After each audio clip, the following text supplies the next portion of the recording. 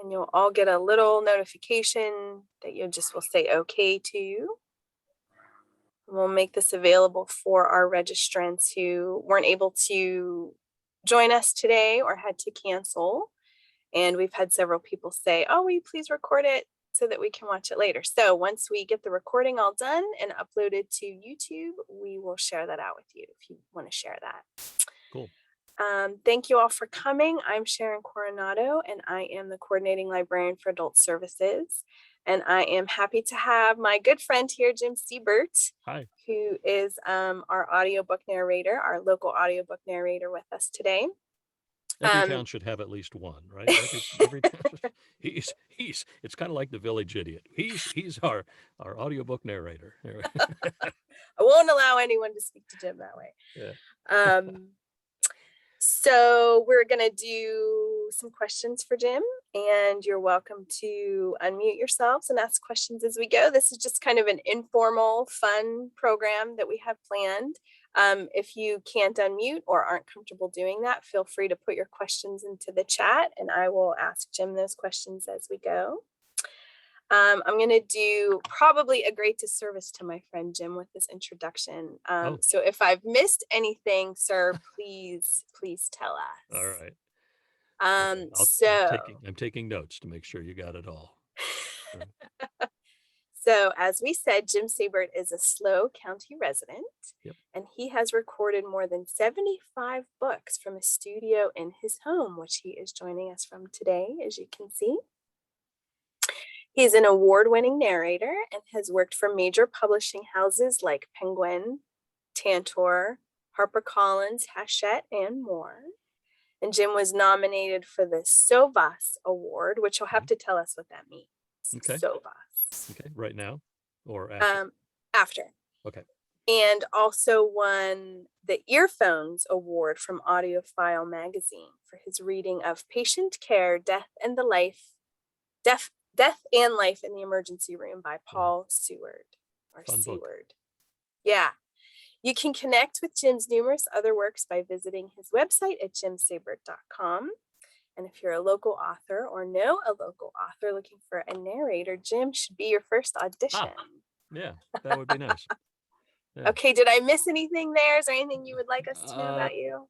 Some people are, no, that was great. Some people are intrigued that I'm also the voice of the slow blues.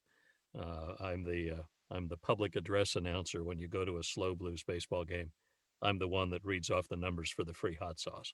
I didn't know that. It's a huge jump from being in an isolated, soundproof booth all by myself to being up in a press box with about 1,000 or so people screaming and hollering and enjoying themselves at a baseball game. So it's kind of fun. So a couple of months every summer, I get to do that. I get to watch 30-something great baseball games. It sounds like I'm more excited about that than I'm about the books, but it's a cool thing, and I like doing it. And the blues are great, so that's the only other thing. That's great. Thanks for the introduction. SOVAS, you want to know what that means? Mm-hmm. Okay. Yeah. SOVAS is the Society of Vocal Arts and Sciences. It's like the people that do the Oscars. What is that? Academy of Motion Picture Arts and Sciences. So that's what SOVAS is, Society of the Vocal Arts and Sciences. So anybody that does voiceover, television, or commercials, promotional stuff, audiobooks, training videos, they're all included in that. Okay. So yeah. Good to know. And so you have a background in radio, is that right? I do. I started in my very first job was as a news reader in 1974. And I did that for about 20 years. Actually worked for a couple of radio stations here on the coast. There used to be a station, they were in the old French hospital building on Marsh in San Luis Obispo. The station was KJDJ, 1030 News Radio. And I was on there. I don't even know what's on that frequency anymore. But yeah, I did that for almost 20 years, and then went over to the other side, to the advertising agency side, and worked in that capacity for a while, and then became a consultant in 2001. In fact, it was October of 2001. And so that's been 20 years. Holy cow. And I have not had a real job in 20 years. Um,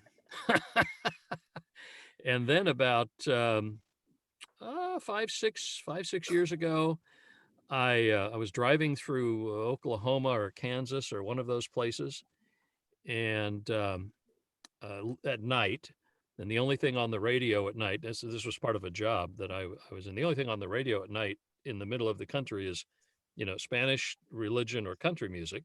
I don't have anything against any of those. They're just not my favorite thing to listen to on the radio. So I started downloading audiobooks and listening to them on my phone. And I was, in the middle of the night driving on one of these long deserted highways. Um, sounds like an Eagles tune. Um, and I did it just the light bulb kind of came on dimly. Hey, you could do that.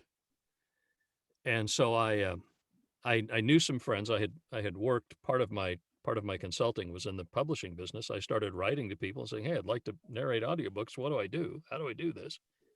One guy knew a friend who knew a friend who knew a friend and got me connected. And so about 5 years ago, I recorded my first audiobook, and since then it's been I've done more than 75. There's 75 in circulation right now.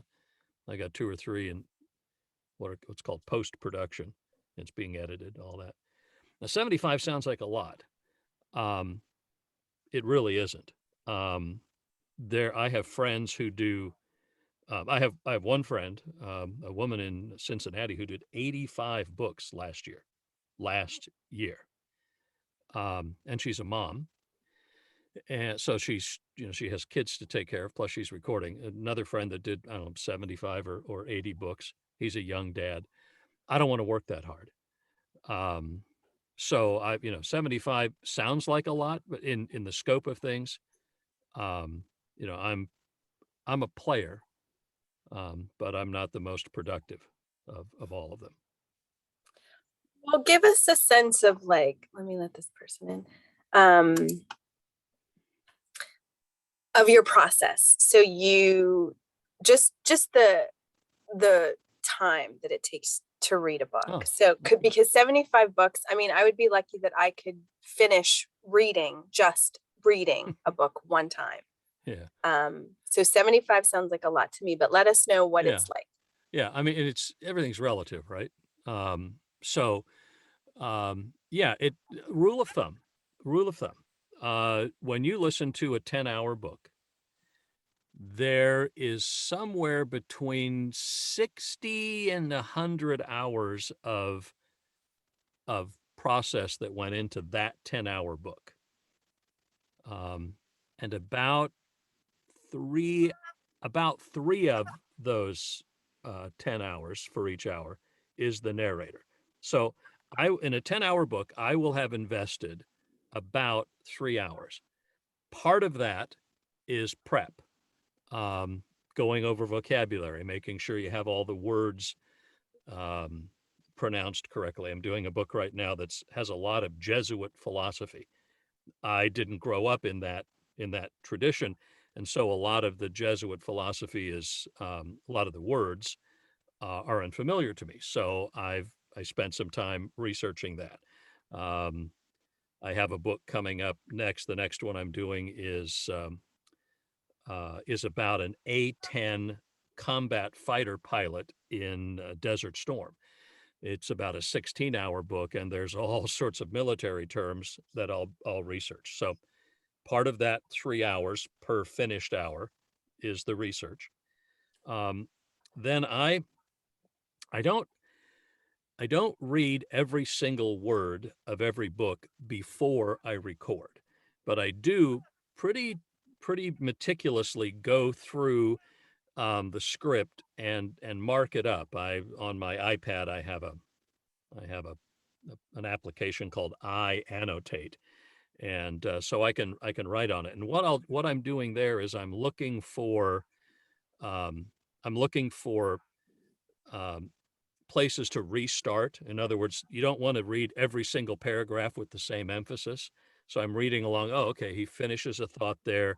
We start a new thought here. I put a little mark. I'm looking for, I do a lot of nonfiction, almost all nonfiction. Nonfiction writers tend to write longer sentences because it's not a lot of dialogue. And so I'll look for really long sentences, sentences that are really complex, have a lot of parentheses and that dashes and those types of things. And I'll put a little red squiggly mark beside that, which kind of reminds me, pay attention here. Um, Almost every nonfiction book has a little bit of humor or irony or something in it, the raised eyebrow or whatever. And I'll put little marks in the margin, little smiley face, that type of thing. So that's pre. Then I sit down to read, and I look at how long the book is. I look at how complicated the script is, and I decide how many pages I can typically read in a day. And it varies by book.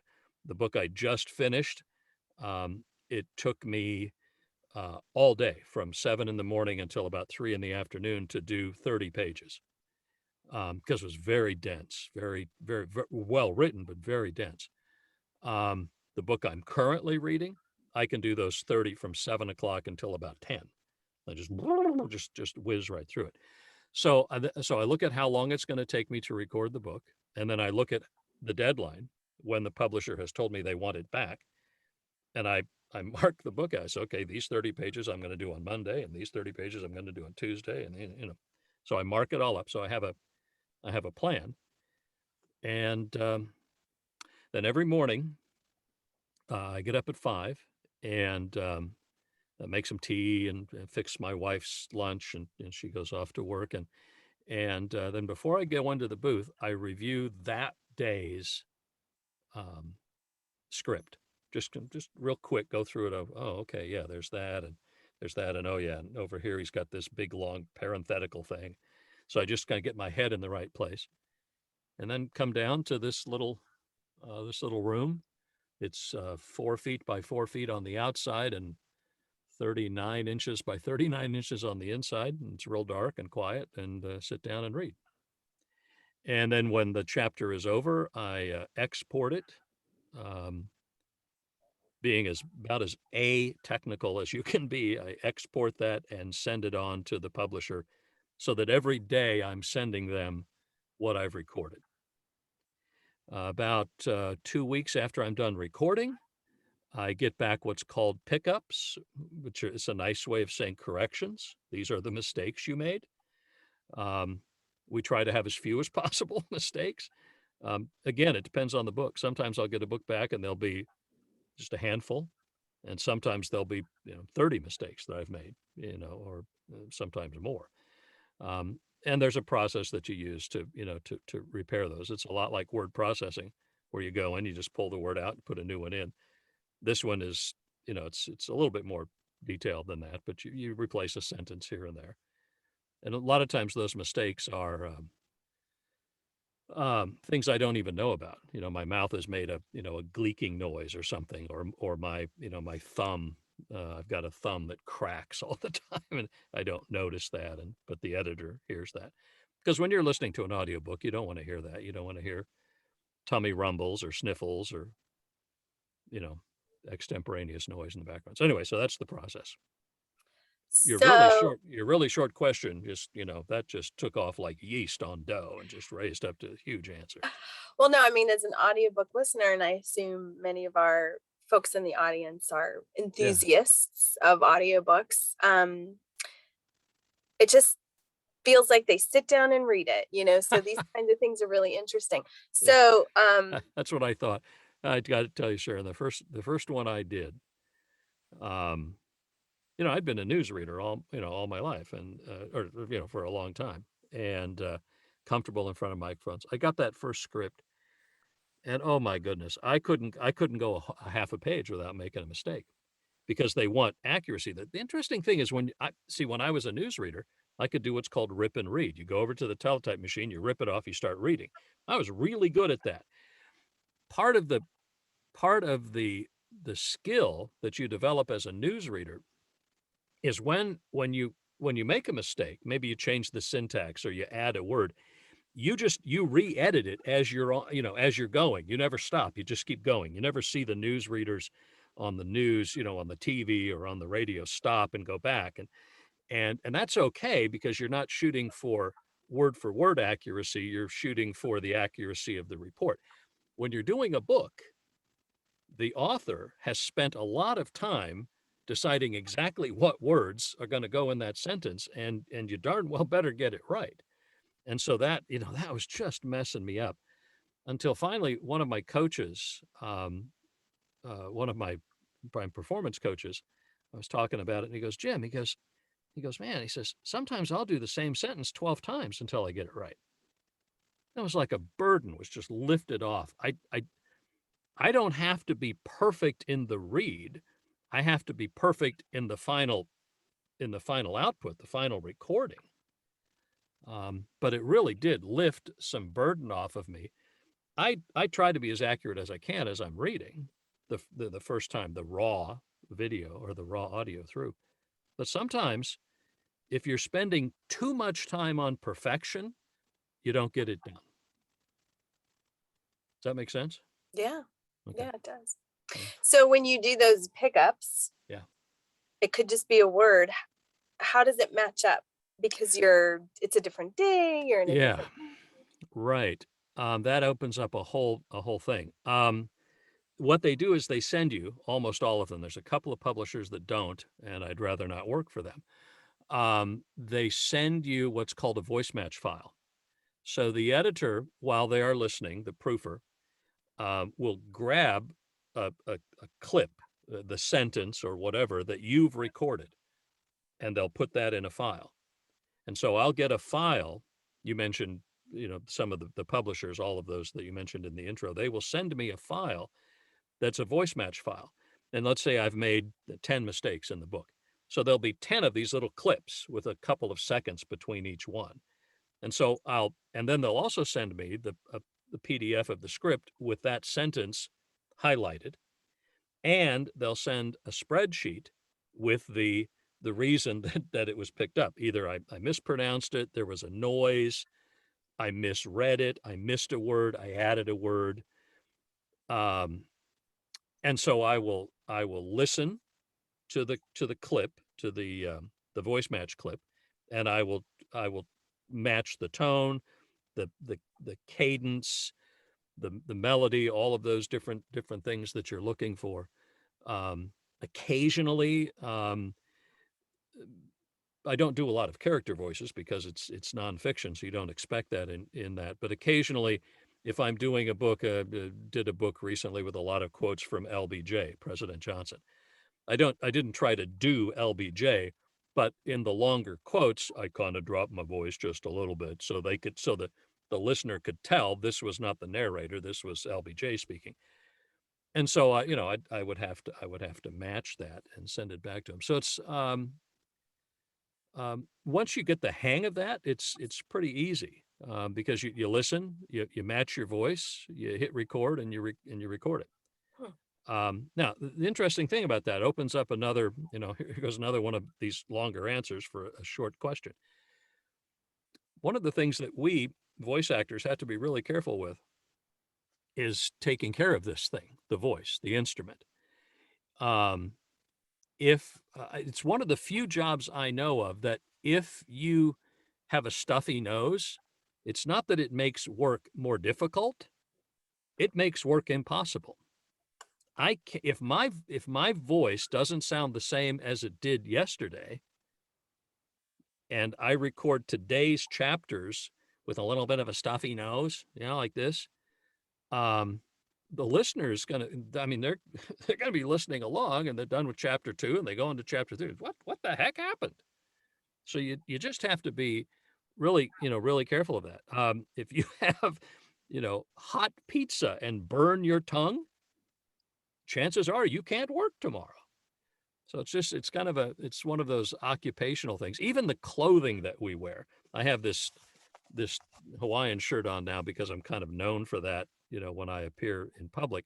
But when I work, I'm in a cotton t-shirt that doesn't make noise when I move, because even your clothing can make noise and can be heard in the background, and that affects the quality of the final product. Does it get hot in that booth? Oh gosh. Yes, it does. And I can do about a half an hour, and then I have this little move. I can take my elbow without even turning. I can take my elbow and just kick the door open, and then boom, it feels so much better. The problem is that then that allows ambient noise, and it ruins the sound. So we have to keep it closed. So did you build that booth, Jim, No, or no, you no, purchased it? I bought it. My Mhm. first booth I referred to as my cardboard and bath towel booth, and it was um, on two walls. It was in the corner, and on two walls it was the foam. I don't know. Can you see? I don't know if you can see the foam here. We can see it behind you a little bit. Yeah, there's it's you've seen that. Everybody's seen pictures of a recording studio. So I had that glued on the two walls, the two existing walls, and then I bought a cardboard room divider, and it was behind me, and pasted foam on that, and that did an okay job. But I had an engineer tell me when the first couple of books, he said, we can still hear a little bit of an echo. They're really picky, very meticulous. So I realized that above the cardboard room protector, which was only 6 feet tall, there was some open space. So I went in the closet and found some of the older bath towels that we weren't using. Everybody has those, the ragged kind of. And I got a stapler, and I just pom pom pom pom stapled towels all the way around it, and that really held down, and that worked. And as a matter of fact, the earphone award that you mentioned, the book Patient Care, I recorded in my cardboard and bath towel booth. Um, I was starting to get more and more work, and so I had to start turning down work, because anytime it would rain, that booth there wasn't any. It was acoustically treated, so there was no echo or reflection, but it wasn't soundproof at all. A fly going by, could be noticed. Anytime it rained, anytime the neighbor lady had her grandkids over, anytime of Trash Tuesdays on trash day, we are right under the pathway of one of the flights that goes into San Luis Obispo Airport. So, every day at 8:15 in the morning, I'd have to stop for a while. It got to the point where I was just having to turn down too much work. And so there's a fella in Los Angeles that builds these, and I had him bring it up, and we installed it here, and now I can work all day if I wanted to, if I wanted to, which I don't. So, So I have two follow-ups based on okay, some things that you've already told us. So sure. one, you mentioned a 10-hour book can take 100 hours to produce. Well, yeah, not all mine. I mean, a lot of Mhm. that is the proofer and the engineer on the other end. But yeah, about 6 to 10 hours. Yeah. So do you get paid for that entire time? How do you make money doing this? We are typically paid. I'm a member of SAG-AFTRA, so I'm a union actor. We are typically paid in what's called PFH, or per finished hour. So it doesn't matter how long it takes. So in other words, I described the book that I did a couple of weeks ago that took me all day to do, one finished hour. The book I'm doing today that I can get 3 hours done in, about 5 hours, whatever. We get paid the same. It's per finished hour. So Uh, finished hour is ready for the public to hear, is the yeah, finished yeah. hour. So if Mhm. it's an 8 hour and 15-minute book, I got paid for 8 hours and 15 minutes. There are some royalty arrangements. I'm not crazy about them, because it, it, I would rather not depend on someone else's ability to sell something for me to make money. Now, I have some friends who do really well with royalty. They do a lot of fantasy, they do a lot of science fiction. Um, those books just sell like crazy. You put them up and people will buy them. And they have long legs. They last a long time. You know, science fiction doesn't go out of style. Uh, the challenge with nonfiction is that I just recorded a book by Stephen Breyer, not Chief Justice, but he's a U.S. Supreme Court Justice. It's a great book. It's about how politics should stay out of the court. He's a brilliant man, but that book will be old news in a year, maybe two. And the only people that'll listen to it will be students of the Supreme Court. So if I was on a royalty with that, there wouldn't be wouldn't, the payments wouldn't last very long. So I prefer just to work on what's called a PFH basis. Okay, and that's interesting. I certainly would have trouble working that way. Like, I want to be paid for every hour that I put into something. So that is dedication. Yeah, You mentioned your instrument, right? Is your throat. yeah. So do you drink special teas? How do you care for your throat? When I started as an announcer in 1974, I had a voice coach who had worked for Edward R. Murrow in London with CBS News. He was also the voice of the news on Orson Welles' War of the Worlds. So this guy had been around microphones and voice, using your voice for a long time.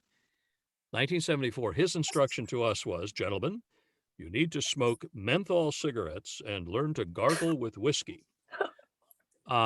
I took him up on that. And so for the longest time, I would smoke filterless menthol cigarettes. Um, People of a certain age will remember Cool Shorts. And then I would gargle with whiskey. Now, the logic behind it was that the smoke, the menthol, actually did calm your throat. It dried out the mucus so that you could sit down and read the news without having anything, any globules or whatever. The whiskey, I think it was just, because it was whiskey. Fortunately, I got smart and quit that. And now I don't really do anything special for my throat other than I'm always cognizant. Like I said, if I get a cold, I can't work, and I still have deadlines, and the publishers are sort of lenient. But if I've got to get my work done. Um, And so I take care of it. I make sure that I keep it warm. I probably wear a jacket or a coat or a hoodie more often than other people. Um, I have a steam thing that, if I have any issues, I can breathe in steam. I also I also try to avoid situations like really loud parties, where I have to try to talk over I've learned that in those situations you whisper like this and you make people lean way into you. Um, and those are some things, but you just have to be cognizant of what you do. There is a tea called throat coat. I don't know who makes it, but it's available just about anywhere. And it tends to, if my throat's getting a little, if I've worked all day long and my throat's a little tired, I'll drink that. I've had an ENT, um, ear, nose, and throat doctor tell me that it's not doing me any good at all because the hot tea, the coat part, actually goes down the esophagus before it gets anywhere near the part of my throat that's dry and hurting, the larynx. And so it's really pretty much all in my head. Um, but I still do it, Hmm. so, yeah. But I gave up smoking cigars for the most part. I really like cigars. And I used to smoke, I wouldn't say I was a heavy smoker of cigars, but pretty regular. I've almost but completely given those up. because I've realized that it's my instrument. It would be like I don't know. It'd be like Eddie Van Halen or Carlos Santana or somebody like that hitting their guitar with a hammer. The same basic thing. It's all I've got. If I lose my voice, I'm done. Yeah. Okay, I will stop or pause for a moment to see if are there any questions from any of our audience. You're welcome to unmute or put it in the chat. While you're doing that, let me give you some background on just where audiobooks have gone. So if anybody has a question, just jump in. Yeah. We increased again 12% this last year. So in 5 years, it's been double-digit increase in audiobook sales. Just in case you're curious, 71,502 audiobook titles published last year. 71,502 last year, 2020. And in case you think there's maybe nothing to listen to, active ISBNs, and ISBN ISBN is the number that books are given. You know that, Sharon. There are 421,989 active audiobook ISBNs on the market right now. So there's certainly something for everybody to listen to. Yeah. And with 71,000 titles published a year, there's always room for new announcers, always room for new talent. So you mentioned that you mostly do nonfiction, and is Yes. that because that's where the business is, or because that's what you prefer? That's not where the business is. Actually, it's pretty it's counterproductive. There are way more fiction, way more. If I did fiction, if I did voices, character voices, I'd be much busier than I am, which I really don't want to be. The reason I do nonfiction, number one, go where your strengths are. This voice really lends itself to nonfiction. It's authoritative. And believable, credible, whatever. The other thing is, I love sounding like the smartest guy in the room, and it's for the 10 hours or whatever that you're going to be listening to the book I did on Vietnam. I'm the smartest guy in the room. Now I didn't write it, but I can pretend. It's kind of like I'm not a doctor, but I play one on TV. I'm not an expert, but I play one in audiobooks. And so it gives me immense pleasure to do not only nonfiction, but difficult nonfiction. I like the books that are hard to read because if I can translate that really difficult passage into something the listener can get while they're driving in their car and they go, oh, okay, I get that. That gives me pleasure. Yeah, you've provided a service, right? Yeah. So have you ever read something that you maybe don't agree with, or do you just put all that away? Yeah, that's a very common question, and actors will answer it in different ways. I am a firm believer and supporter in the concept of the marketplace of ideas. I think that's why libraries are important. I think that's why publishing is important. Um, I think that's why bookstores are important. Authored content, whether it's in print or on a screen or recorded, audibly, authored content is important. I, as an actor, as a person who is hired to lend my voice, I have the choice of what things I want to what things I want to record. I have only turned down one book. The content I won't get into the content because that it's my personal thing. It's a subjective thing. The content went not only to a position that I didn't agree with, but it went so far as to almost incite violence against a group of people, and I couldn't go there. I told the publisher, and as a matter of fact, in an email, I told the publisher, I said, thanks for offering me this book. I can't do it.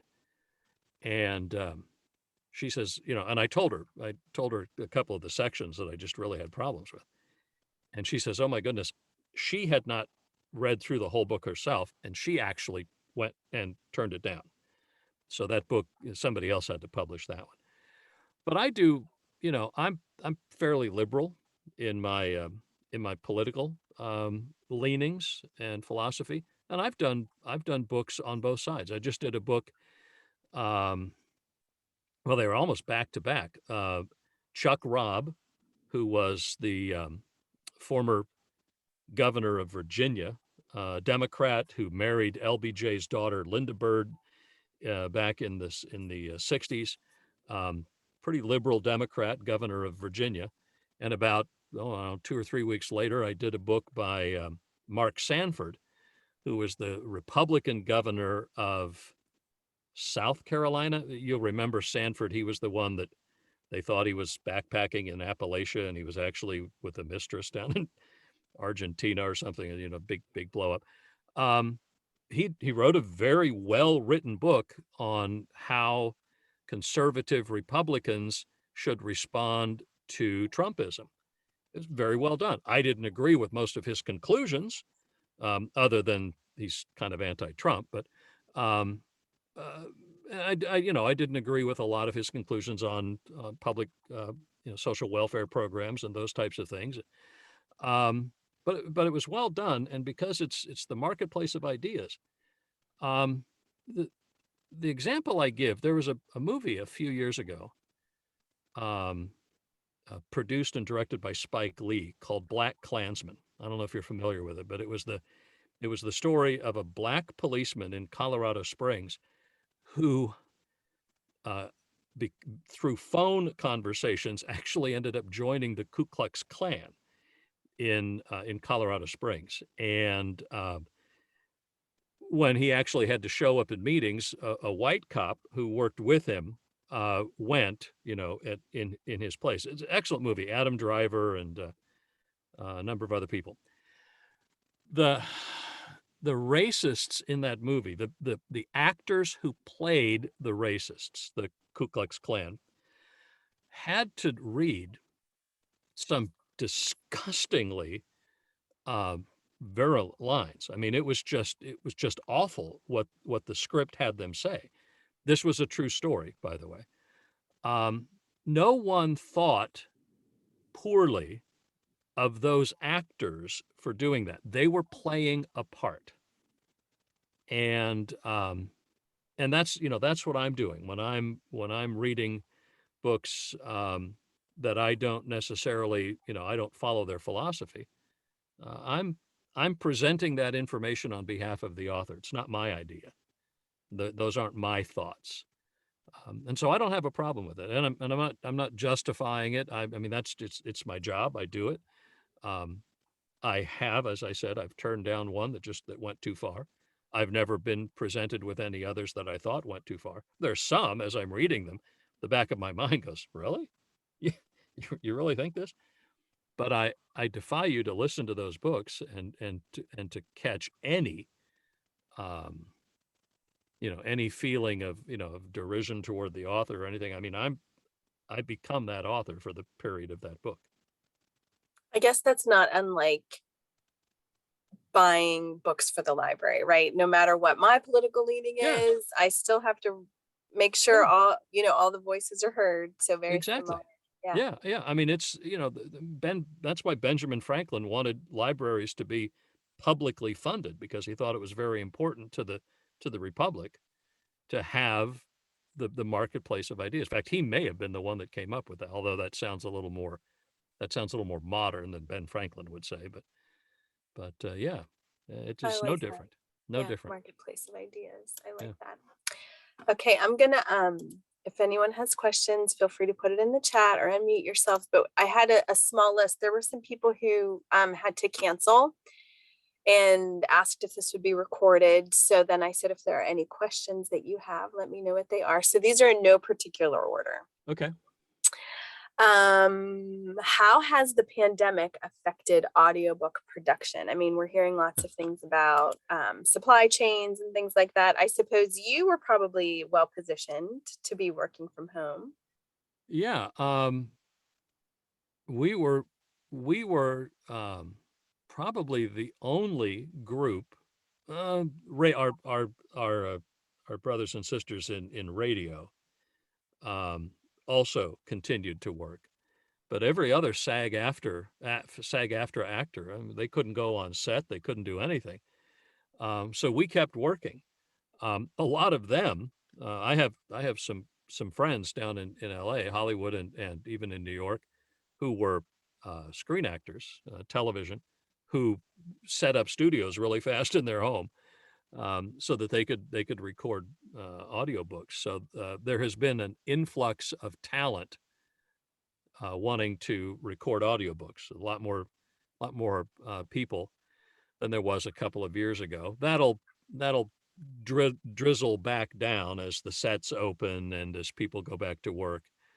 But yeah, we kept working. Supply chain.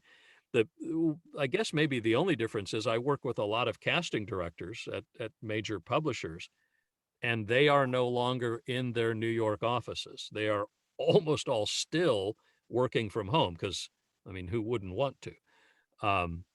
Go into Manhattan every day or stay home. Um, and so it's made it a little bit more difficult because in my interactions with casting directors, I like to send actual postcards or letters.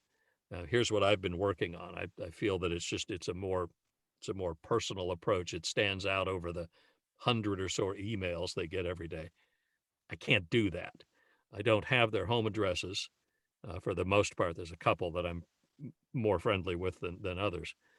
So if I send something, it just sits in their inbox in their office, in Manhattan, and occasionally some assistant will jam it all in a big envelope and send it off to him.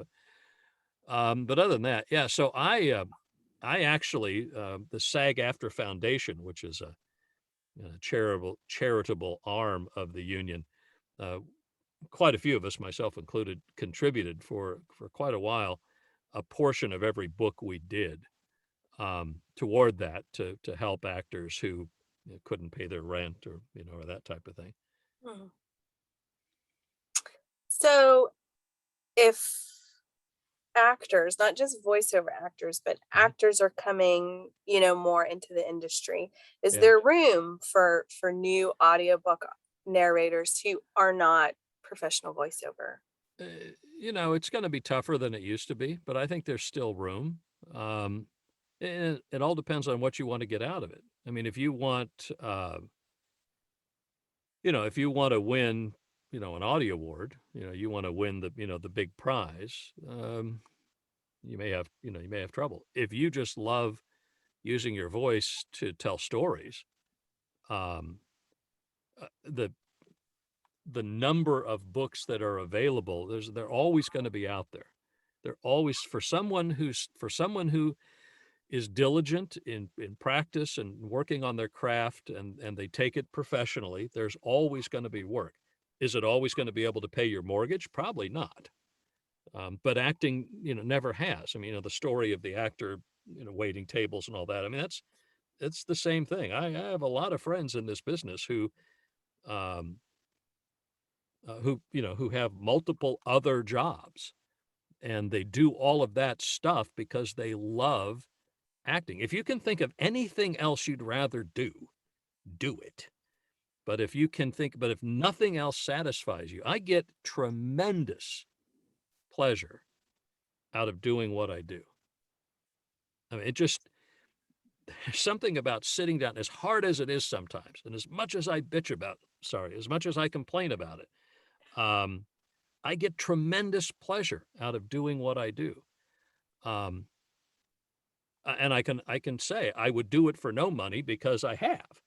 I will occasionally do what I call love projects. I will find a book in the public domain, um, and I will record it, and I will upload that to there's a publisher called Spoken Realms that handles mostly public domain product. I did a Sinclair Lewis book called The Job, which was one of his very first novels, written in 1910, I think, um, about a woman named, um, shoot, Uma Golden, who moved from a tiny little town in Pennsylvania to New York City as one of the first one of the first feminist protagonists in American literature.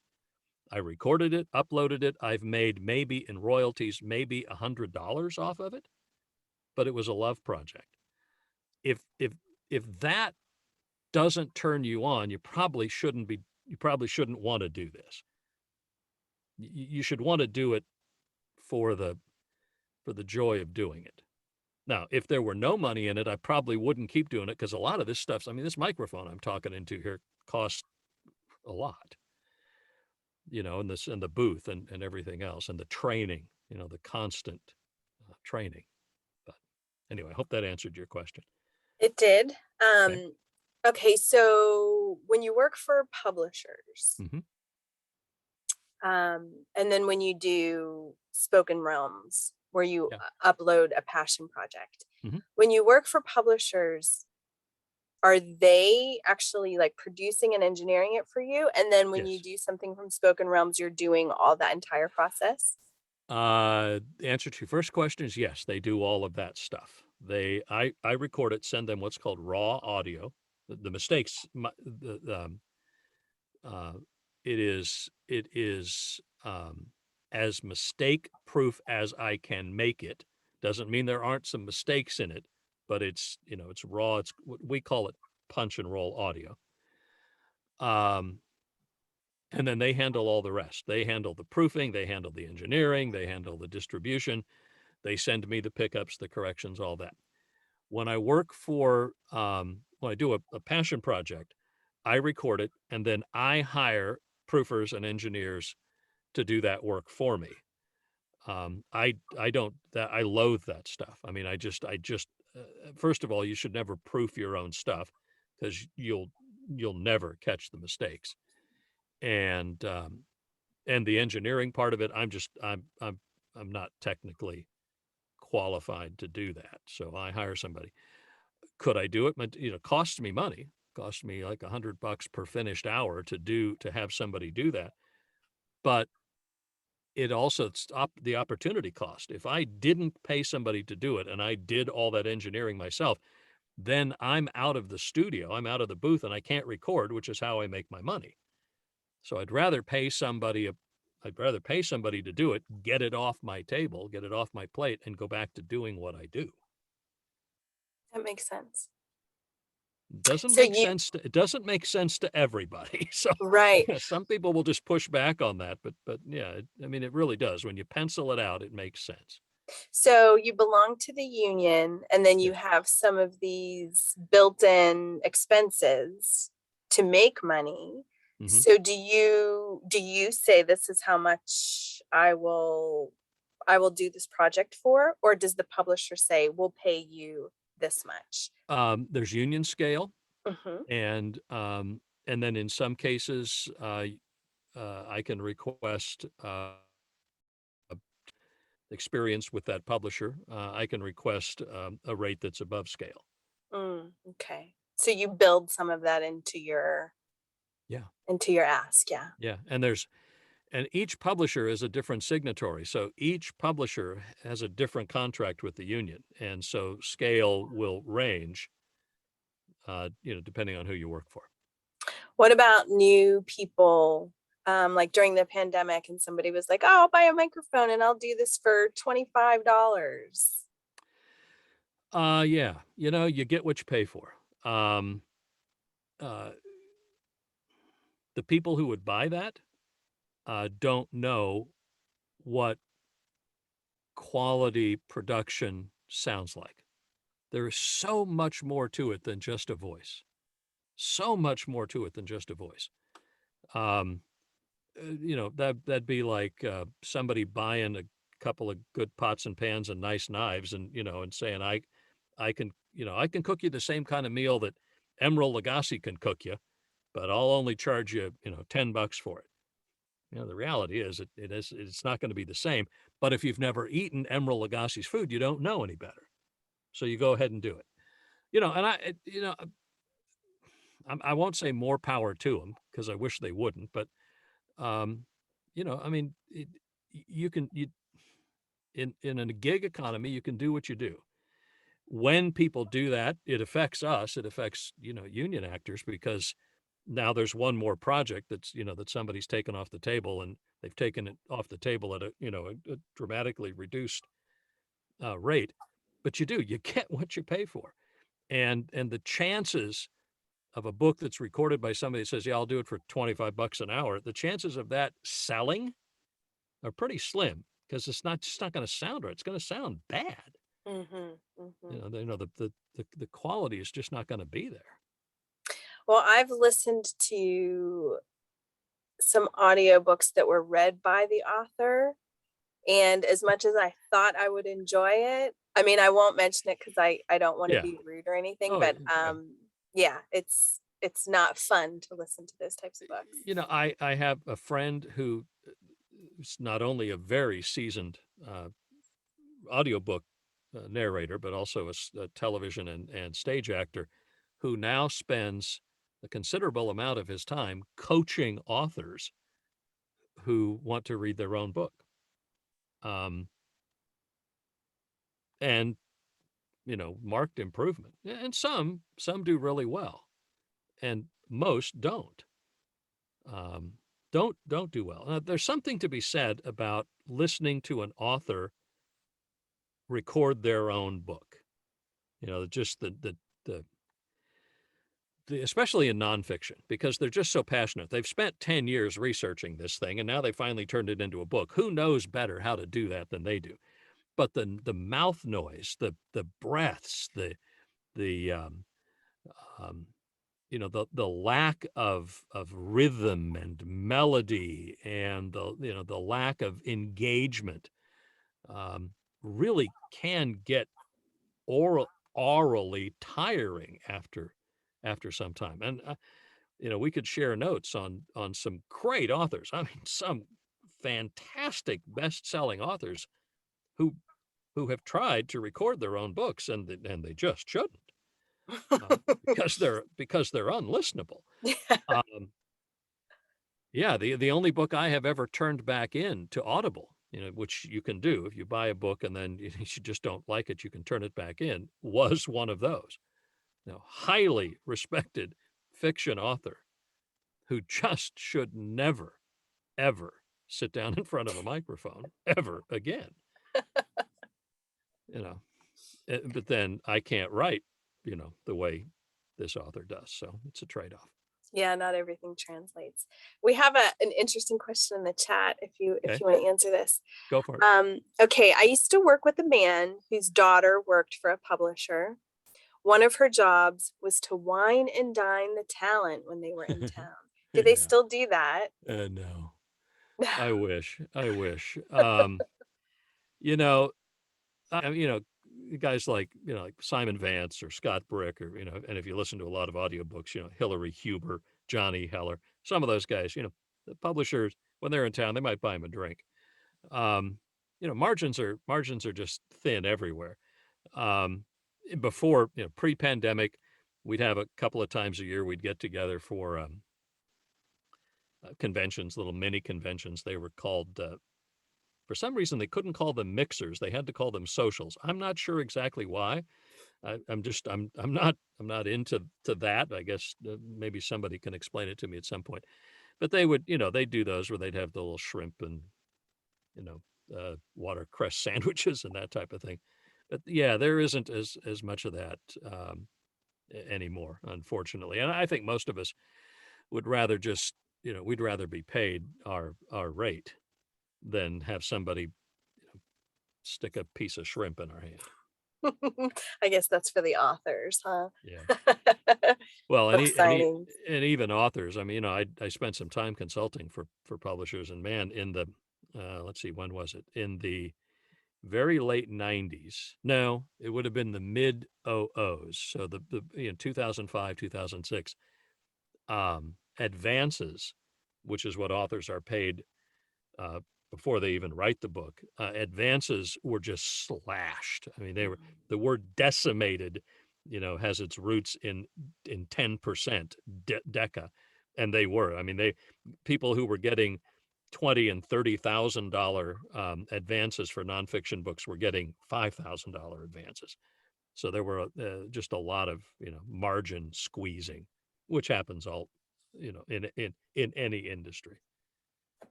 Okay, we've got another question. When you do character voices, which I know you mentioned in nonfiction, there's not many, but Yeah. when you do character voices, do you alternate between narrator and character in real time when you are recording? Mm, Or do you do all the dialogue first, then mm, go back and do all the narration separately? mm. There's a third choice. Good question. Some, the masters, can just swing right through it. I mean, I have a couple of friends who do really great character voices, and they can carry on multiple character conversations, dialogue, and it just without stopping. It takes some prep time at the beginning. Your color marking the script and all that, so you know who's talking. And there's some practice involved in determining what the right voice is for that character. But some are just mind blowing, their ability to do that. So that's just straight through in, as the question said, real time. The idea of going through and recording all of Bob's dialogue and then all of Jane's dialogue and then editing them together, I'm not sure anybody does that. Um, it, it it would be technically cumbersome to do that. Plus, the interaction between the two characters would be disjointed. It would be difficult to do that. What I have done when I've done characters and when I've done the few fiction books that I've done that have needed characters is if I can't switch seamlessly from one to the other, and sometimes you can, sometimes I can, I will stop the recording. It's digital, so I'll stop the recording, and it's a process called punch and roll where I will lay the cursor down on the recording where I need the new character to start, and then it'll roll back about 10 seconds and give me the audio, give me the dialogue that I've already recorded. And when it gets to that point, then it starts recording again. And so I can add that other character and then stop it and then add the other character. It's cumbersome, but for somebody like me that's not that adept at going back and forth, it's it's a lot less cumbersome than the other example, which would be record, record, record, and then mix them together. So when you did the public domain book Uh-huh. about I forget her name, Una Uma, or Uma, Uma or um, Una, yeah, did you have to speak like a woman? Because I've yeah, heard this fail right. badly in Oh yeah, audiobooks before. yeah. It's you're not you're not so much playing the character voice as the character's character.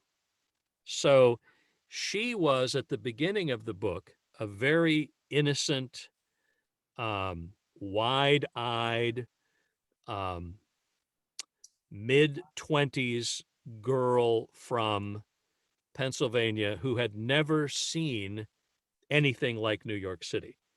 And so she had she was a little breathy when she would talk. And I didn't try to sound like a woman because this voice could never sound like a woman, but I tried to embody who she was and what she was feeling to give the listener that wide-eyed. Now, as it went on, she became more of an ingenue, and she ended up in the book actually running a real estate company at the end.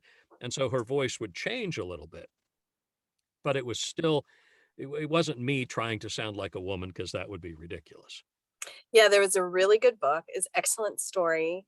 great narrator, except when the woman he would kind of like raise his voice a little Yeah, bit, and I was like yelling in the car, "Dude, like don't even try it." yeah, yeah. It's there's little kids, this books. In fact, I think that that book actually had a young kid in it, and there were some guys, and so you have to kind of think, what did people talk like in the early part of the 20th century, back in the 1910s and 20s. What did they sound like? Tippy Kadoo and Tyler too and Skadooby Dooby and those types of things. And just so you never really try to the good audiobook narrators, what I've been told, is that they're not trying to emulate the voice, but what they're trying to do is they're trying to play the character. What's the backstory of the character? Where did they come from? Are they always angry? Are they always a little bit tired? What is their and when you get that in mind, then the voice just comes with it.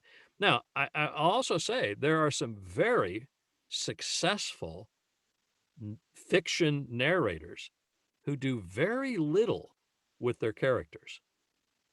Very little. You can tell the difference between characters, but they're not going to the animated, cartoonish side, if you know what I mean.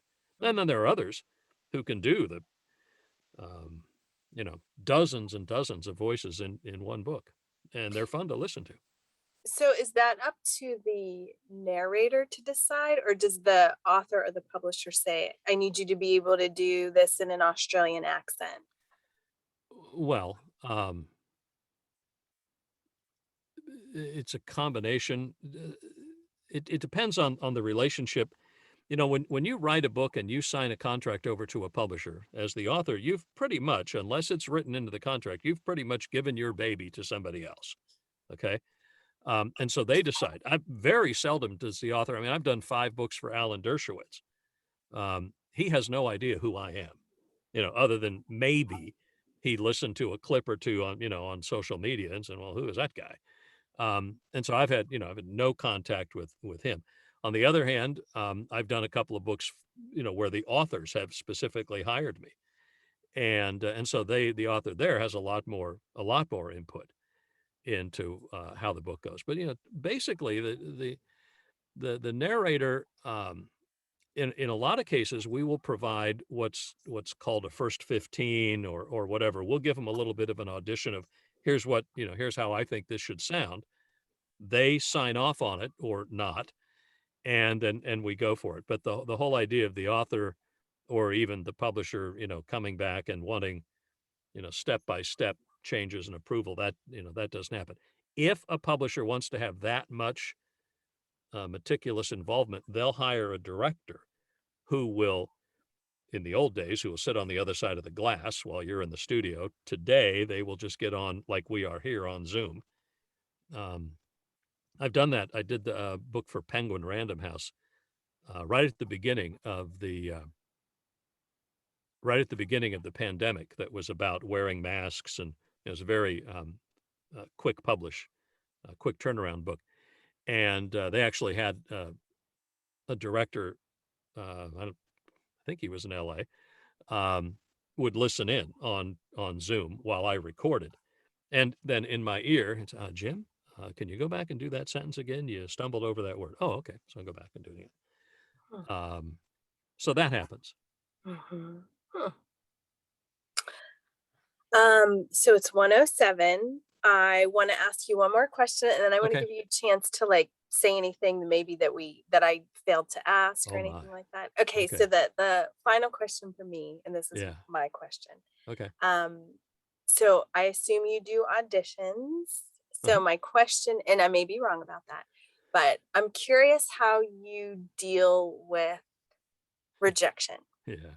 You just go with it, you just keep auditioning and move on. Um, yeah.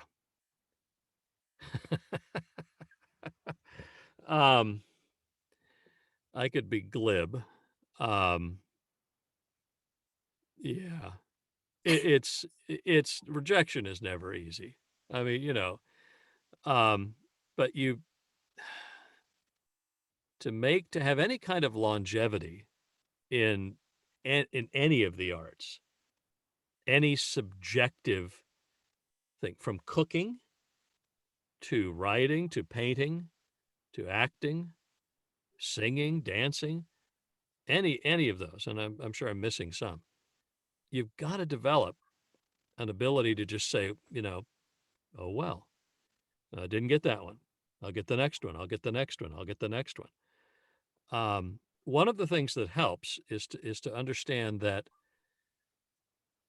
they're not rejecting me. They're rejecting my performance. And it wasn't even that my performance was bad. It just wasn't the right fit for that part, for that role. I'm a voice actor, so height, weight, hair color doesn't matter. But if I'm if I have this deep, if I auditioned for young adult fiction, you'd laugh me out of the room because of my voice. It's not the right fit. It's not me that they're rejecting.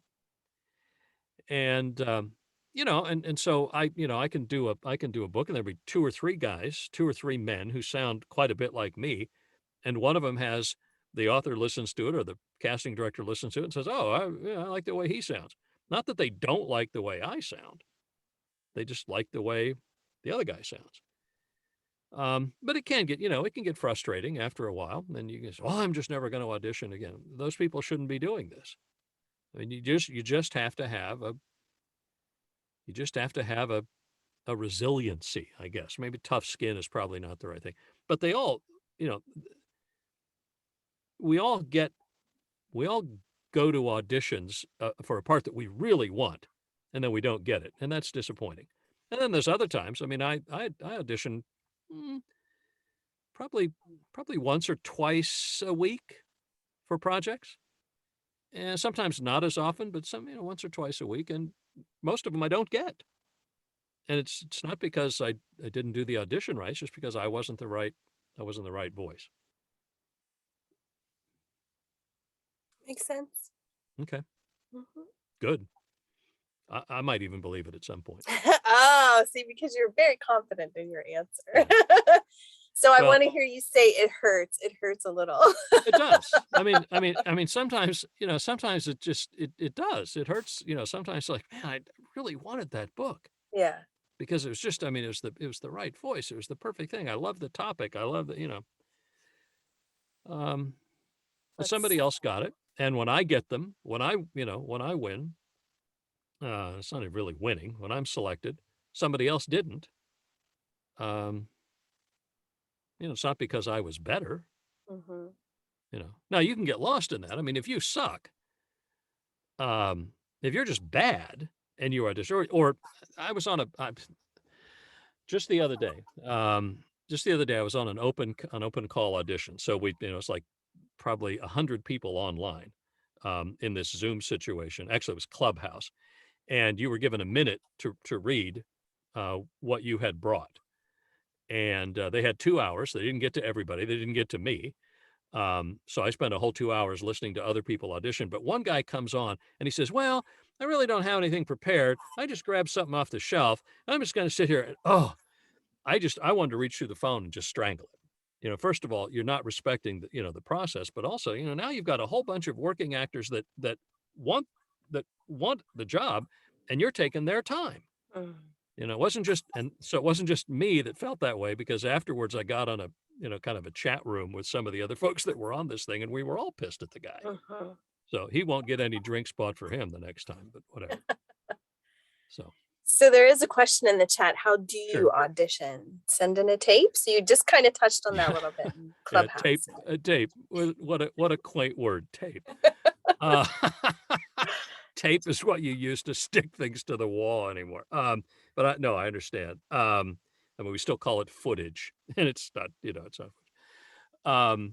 Yeah, there's a couple of ways to do it. They'll send you a sample of a script. They'll say, give us the first 2 or 3 pages, and I I go through it. I'm professional, so I go through it and I look at it. I say, okay, here's how I would treat this, that, and the other thing. I'd come down. I sit in this little booth.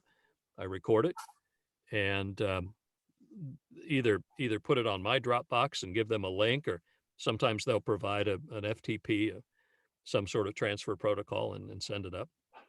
I also have samples. If you go on my website, there's some samples there that also serve as auditions. So sometimes a casting director will say, hey, we were listening to your samples, or they'll go on Audible. Every book I have on Audible has a sample.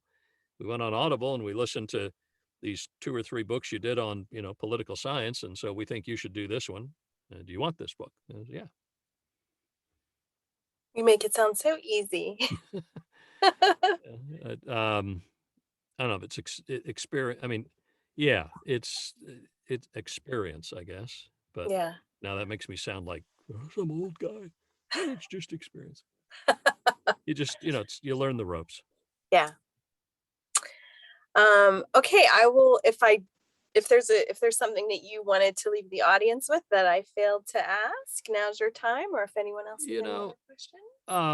I'll just because we mentioned at the very beginning, if I love to answer questions for people. I love to help people that are curious about this, and so you can reach me on my website, jimseybert.com, JIMSEYBERT.com, and there's a place there for you to send messages. I'll put that in the chat too for Yeah. everyone.